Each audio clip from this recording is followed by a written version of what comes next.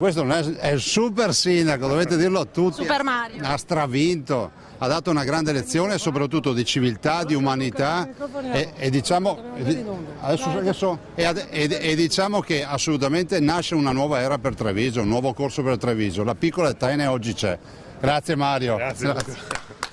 Il governatore del Veneto Luca Zaia è tra i primi ad arrivare in Piazza dei Signori questa mattina per abbracciare, per congratularsi con il neo sindaco Conte. Questo è l'allievo che ha superato Maestro, scrivetelo. No. Zaia, che aveva creduto sin da subito nella candidatura di Mario Conte, al punto da sposare il progetto di una lista con il suo nome accanto a quello di Gentilini.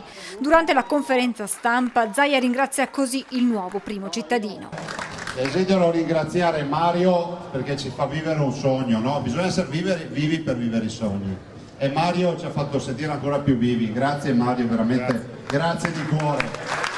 Il governatore poi spiega quali siano stati gli elementi che hanno permesso di raggiungere questa vittoria. Saper trasformare un progetto politico in un progetto amministrativo, di dimostrare ai cittadini che parli politicamente, sei lotta di guerra, ma poi sai essere anche lega di governo nel momento in cui presenti una squadra, un candidato, dei candidati e i cittadini poi ti danno il 53, il 54% al primo turno, magari contro un sindaco uscente e quindi ti fa capire che hai uomini e donne presentabili sul territorio. Intanto, dopo i festeggiamenti, il presidente del Veneto è pronto domani a partire per Roma, dove con il ministro Stefani riaprirà il tavolo per l'autonomia della regione.